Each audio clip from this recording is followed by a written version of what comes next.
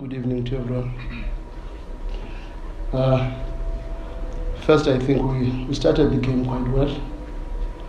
Our pressing scheme that we thought might help us to make it difficult for them to build from the back and force them into a long ball. I think that worked very well. We created a lot of good situations from our high press. They forced in some instances and we managed to steal some balls, but I was not happy that we did not capitalize on those situations. I think our game plan on the day was very good, and I would like to thank my fellow coaches, my analysts and everybody that is surrounding the team. I think it was a very good plan and it came out the right way. The only thing that I would still feel uncomfortable about is I think we could have scored a lot of goals, and personally I am that kind of a coach who fell in love with football because of goals. I like a team that scores more, and I think we messed around a lot of good situations. We were unfortunate in some instances. I think Lucas was unfortunate on 2 occasions, and there were some silly mistakes in the final third that we did, but nonetheless, it was a good performance, and we knew we were playing against a big team. We were not playing against a small team. We knew it's not going to always favor us. They will have their moments, but I think we tried to minimize their moments as much as we could, which gave us a little bit of an upper hand. But overall, I think it was a good game of football. Thank you. Thank you, Coach. If you're able to move a little forward, and the door is closed. Thank you very much. Robbie, Max are ready. Members of the media, your name of your media house, and question, and we move. There's one, Mark. Good evening, sir. Mark Gleason from Supersports. You've had some big fat cup success in your time. I can think of 6 goals at Orlando Stadium, maybe more than a decade ago now. How does this rank for you in terms of finest nights as a coach? To be honest, I'm not thinking it was one of those matches that you would say it's a cutting edge in terms of the resistance that we got. I don't think the resistance was as strong as we thought, and it will fool you sometimes when you create so many chances from situations that under normal circumstances you would not create a lot of chances. I think the level of the game did not reach my expectations, and I'm coming out of the game a very unhappy person because I think we could have done better. I think we committed a lot of silly mistakes when we could have just terminated the attack and maybe passed someone to finish with an open net. And sometimes we are anxious, we want to try and score ourselves. So I would not rank this match very high in terms of the quality of football that was played. I'm just happy that the team dominated the game, but I expected a little bit more. Let's go for it. What did you see in Jabulo Blom and Zwan? Because I think most of the pressing looked like it was mostly targeted in that area, and you won, I think, many balls that then advanced you quicker into the final third. What was the plan with the two? Was it something that was targeted, or it just happened?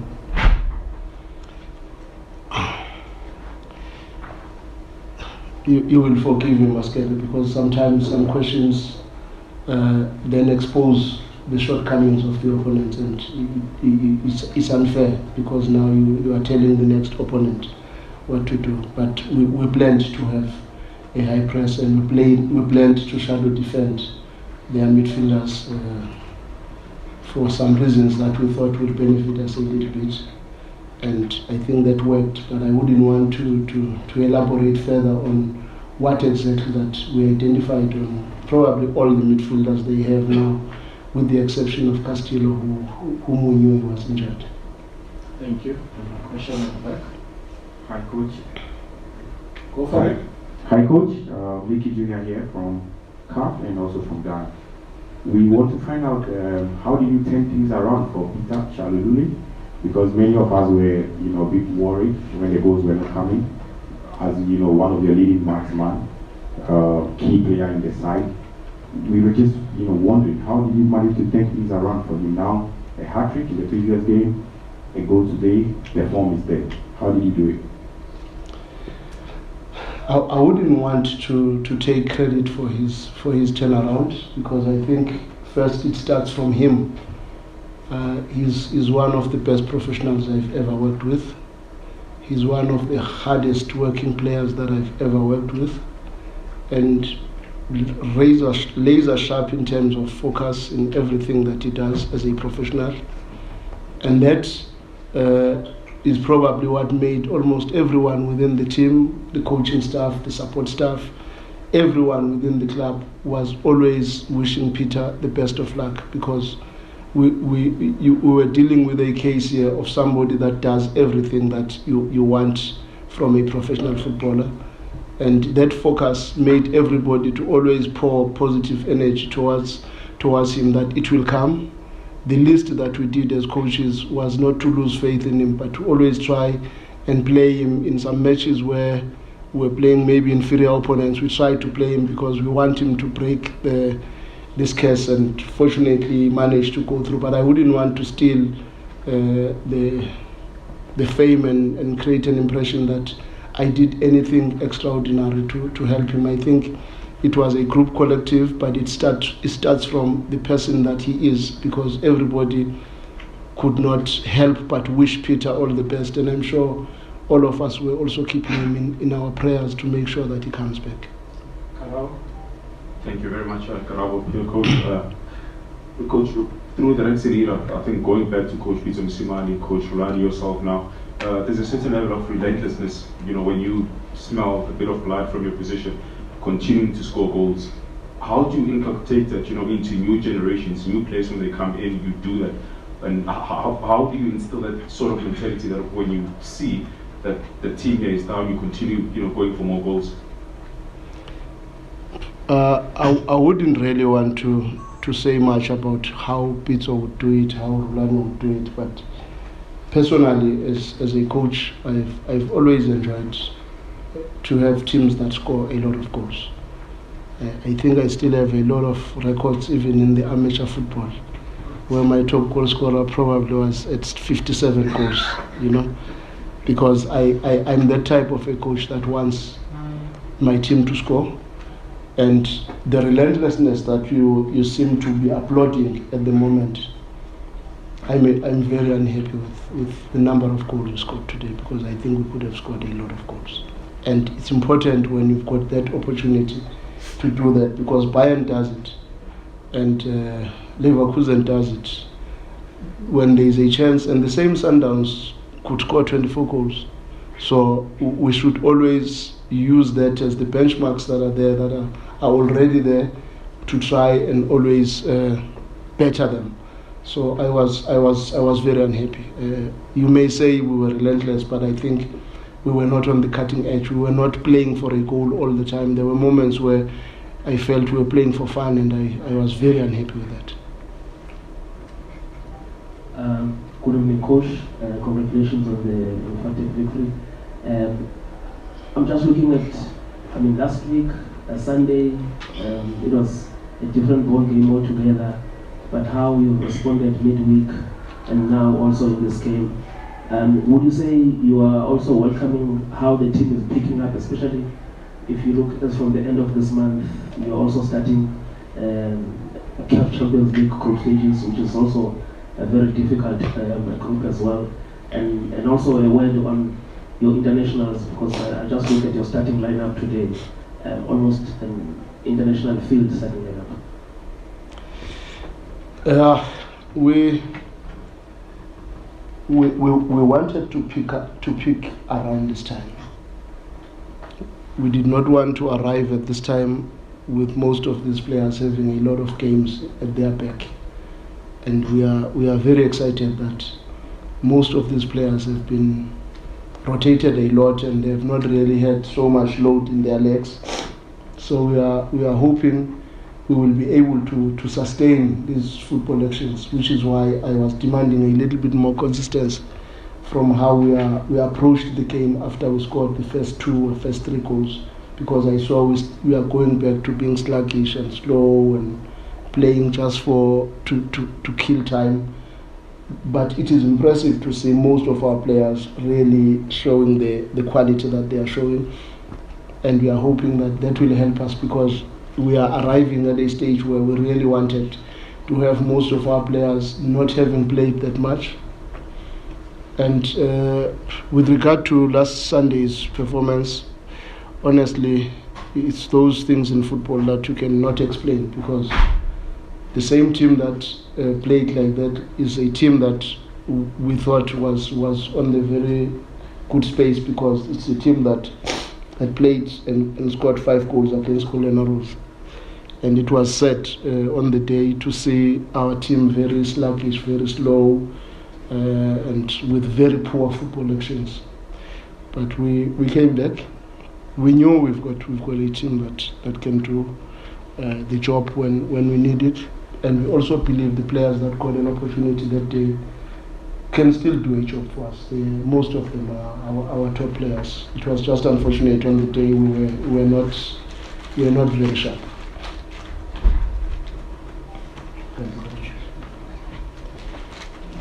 We give the coach to hear the most, and then while we getting the mic ready, we can go for it. The coach can hear.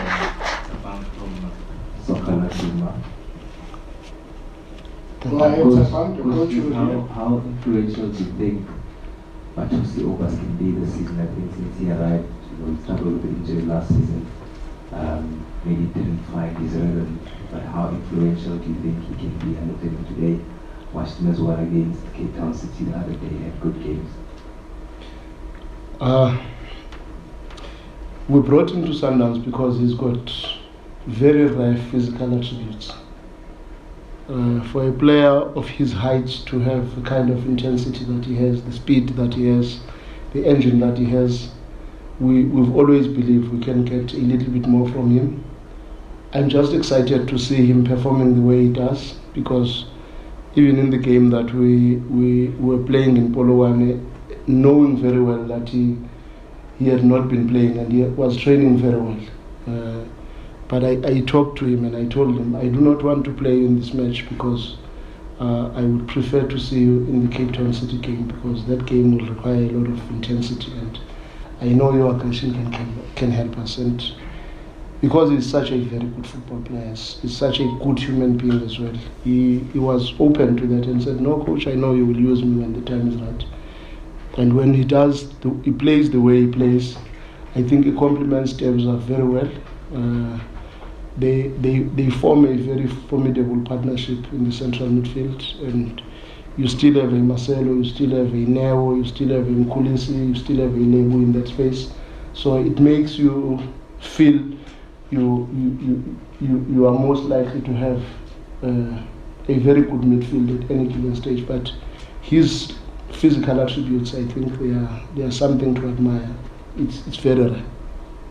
We're going to take the last two at the same time and see if we're able to get that coach answering them. Let's start with Coach Lorenzo with the Times.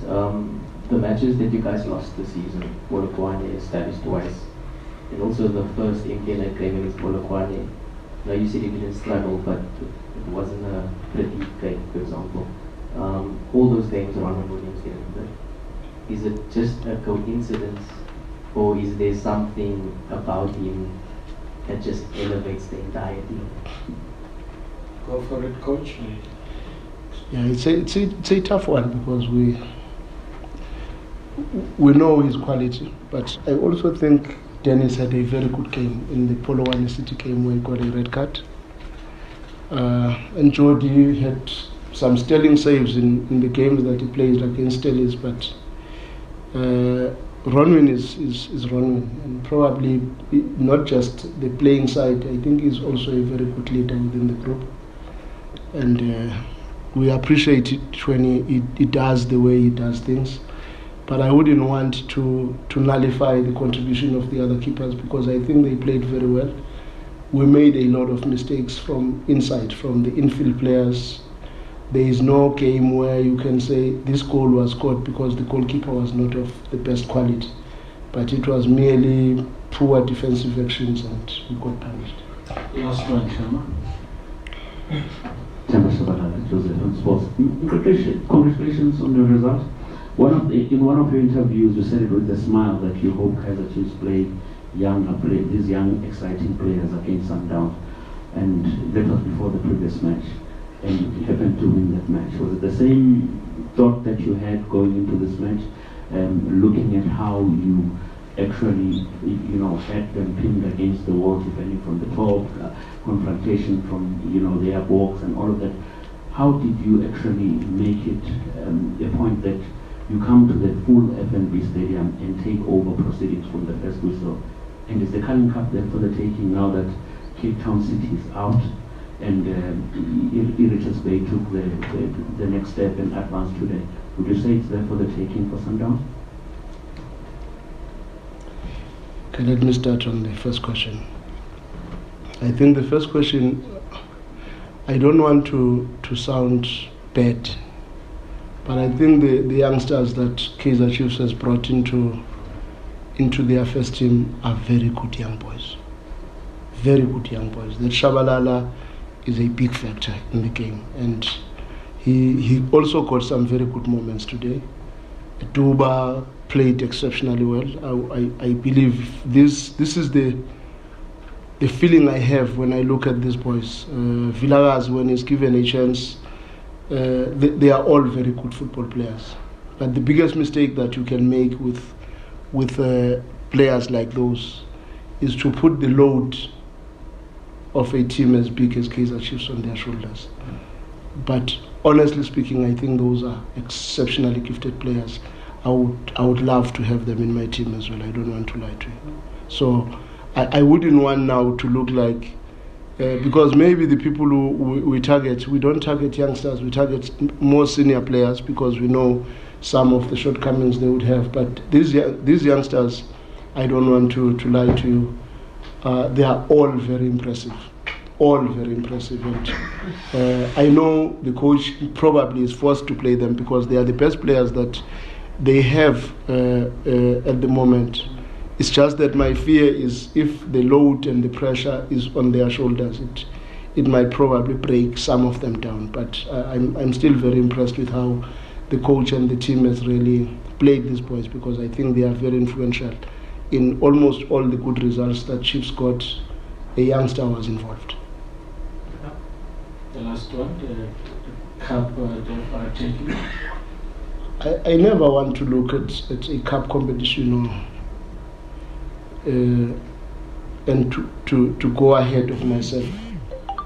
I'm that type of a person that believes as a team we should always fight to win the next match and the next match and the next match. If we win more matches, we are most likely to win more trophies. But as to think this one is for the taking or not, it's never what I do. I always look at the next opposition and try and find solutions that can help us to win that match and stay focused to the next one and the next one without getting ahead of myself. Mamelodi Sundowns, Coach Manqoba